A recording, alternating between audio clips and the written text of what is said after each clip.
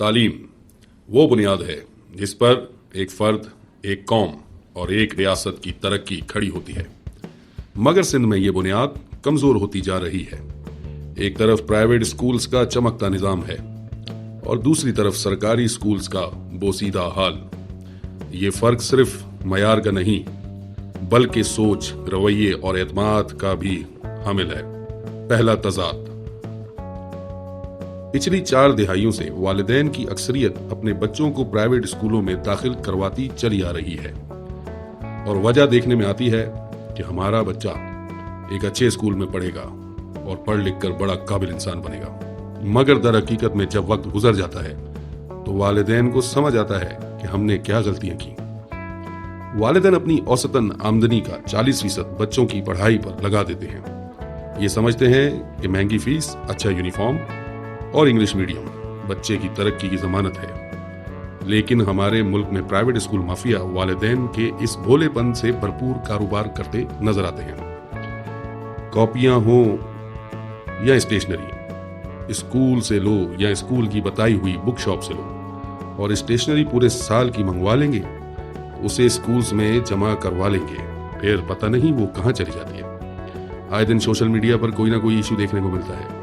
Fees ना देने की वजह से बच्चे को क्लास से बाहर निकाल दिया जाता है या इम्तिहान में बैठने नहीं दिया जाता, और तो और स्कूल में वालिदैन को बुलाकर जलील किया जाता है। अब तो पिछले इलेक्शन में कुछ नामवर स्कूलों के मालकान को इलेक्शन में हिस्सा लेते देखा गया है, क्योंकि हमारे मुल्क में पहले पैसा बनाओ, फिर ताकत के लिए किसी सियासी जमात में आओ और इलेक्शन लड़ो और असेंबली में जाओ। मगर क्या ये काफी है? इन स्कूल्स के बाद वही बच्चे शाम को होम ट्यूशन पढ़ते हैं। फिर सवाल ये है, अगर तालीम होम ट्यूशन में है तो इतनी मोटी फीसें स्कूलों में भी दो और होम ट्यूशन में भी पढ़ाओ, तो सरकारी स्कूल से परहेज क्यों? होम ट्यूशन ही पढ़ानी है तो दाखिला सरकारी स्कूल में क्यों नहीं? यही वो तजाद है जो समाज की जड़ें खोखली कर रहा है। दूसरा तजाद। जब बच्चा मैट्रिक कर लेता है, वही वालिदैन जो सालों तक प्राइवेट स्कूल को तरजीह देते नजर आते हैं, अब कहते हैं प्राइवेट स्कूल, यूनिवर्सिटी तो बहुत महंगी है। बच्चे को सरकारी कॉलेज में दाखिला करवा देते हैं और कहते हैं सरकारी कॉलेजेस में तालीम का निजाम ठीक है। और बच्चा सरकारी कॉलेज में कोई वॉशरूम ढंग का नहीं, क्लासेस में पंखे नहीं, और वालिदैन किसी सरकारी इदारे में शिकायत दर्ज नहीं करवाते क्योंकि उनके पास वक्त नहीं है।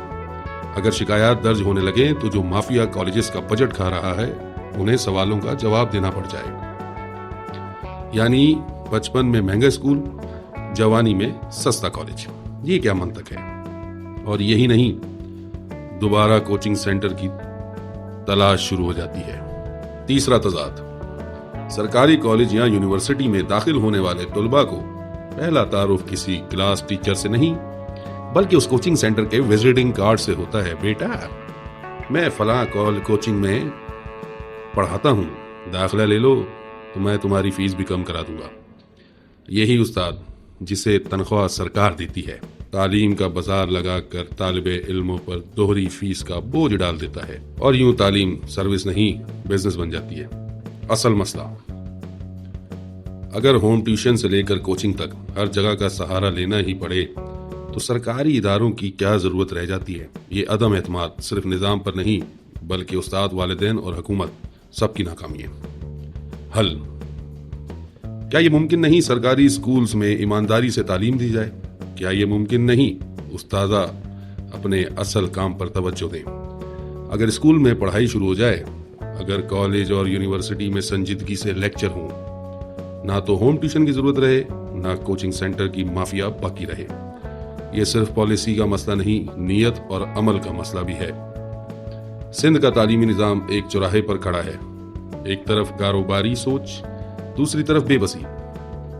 एक तरफ महंगे इदारे, दूसरी तरफ वीरान सरकारी स्कूल। वक्त आ गया है कि अपने वालिदैन, उस्तादा और हुकूमत तीनों अपना किरदार समझें और उसे निभाएं, क्योंकि तालीम सिर्फ डिग्री का नाम नहीं, ये कौम की रूह है। इसे बेदार करना हम सब की जिम्मेदारी है। आइए अब जानते हैं कि दुनिया में तेजी से तरक्की करने वाला मुल्क اور ہمارا پاکستان کا سب سے اچھا دوست چائنا کا تعلیمی نظام کا ایک جائزہ لیتے ہیں۔ ابتدائی تعلیم پرائمری ایجوکیشن سے ہوتی ہے۔ بچے کی عمر 6 سال سے 12 سال ہوتی ہے، دورانیہ 6 سال کا ہوتا ہے۔ یہ تعلیم لازمی ہے، ریاست کی طرف سے مفت دی جاتی ہے۔ اگلا سیشن جونیئر سیکنڈری اسکول کا ہے، مڈل اسکول جسے اردو میں کہا جاتا ہے۔ بچے کی عمر 12 سے 15 سال ہوتی ہے، دورانیہ 3 سال کا ہوتا ہے۔ یہ بھی لازمی تعلیم میں شامل ہے۔ یہاں طلبہ کی تعلیم کارکردگی کو جانچنے کے لیے سخت امتحانات لیے جاتے ہیں۔ جب بچہ 15 سال کا ہو جاتا ہے تو اس کے لیے سینئر سیکنڈری ایجوکیشن سسٹم موجود ہے چائنا میں۔ وہ 2 اقسام پر ہوتا ہے۔ نمبر 1 اکیڈمی ہائی اسکول، جسے جنرل ہائی اسکول کہا جاتا ہے، جس میں سائنس، ریاضی، زبانیں وغیرہ پڑھائی جاتی ہیں۔ مقصد یونیورسٹی کے لیے تیاری کرائی جاتی ہے۔ نمبر 2 دوسری قسم ووکیشنل ہائی اسکول۔ جو بچہ جنرل ہائی اکیڈمی میں نہیں پڑھنا چاہتا، وہ جب 15 سال کا ہو جاتا ہے تو اس کے لیے ایک آپشن دوسرا یہ ہوتا ہے کہ ووکیشنل ہائی اسکول کا۔ یہاں سے ٹیکنیکل تعلیم کا آغاز ہوتا ہے 15 سال کی عمر سے 18 سال تک کی عمر، دورانیہ 3 سال کا ہوتا ہے۔ اس کے مضامین میں electrical, mechanical, I T, agriculture, nursing, hotel management وغیرہ وغیرہ ہوتی ہے، جس کی وجہ سے آج چائنا پوری دنیا میں ترقی کرتا نظر آ رہا ہے۔ چین میں ٹیکنیکل تعلیم کا آغاز کب سے ہوتا ہے؟ ٹیکنیکل تعلیم باقاعدہ طور پر 15 سال کی عمر سے سینئر سیکنڈری لیول پر شروع ہو جاتی ہے۔ طلباء کو موقع دیا جاتا ہے کہ وہ ووکیشنل ٹریک یا عام تعلیم میں سے انتخاب کرے۔ ایک حکومت ٹیکنیکل تعلیم کو فروغ دینے کے لیے اسکالرشپ، جدید لیبارٹریز اور انڈسٹری کے ساتھ شراکت فراہم کرتی ہے۔ ہائر ایجوکیشن، یونیورسٹیاں، ٹیکنیکل انسٹیٹیوٹس، پولی ٹیکنیک۔ چین میں 985 اور 211 پروجیکٹ کے تحت اعلیٰ معیار کی یونیورسٹیاں قائم کی گئی ہیں۔ ووکیشنل گریجویٹس کے لیے مخصوص کالجز موجود ہیں جو انہیں اعلیٰ تعلیم میں آگے بڑھنے کا موقع دیتے ہیں۔ دلچسپ حقائق یہ ہیں کہ چین میں گاؤکاؤ نامی یونیورسٹی انٹری ٹیسٹ دنیا کے سب سے مشکل امتحانات میں شمار ہوتا ہے۔ ہر سال کروڑوں طلبہ اس امتحان میں حصہ لیتے ہیں۔ چین میں ووکیشنل تعلیم کو اب اتنی ہی اہمیت دی جا رہی ہے جتنی عام تعلیم کو۔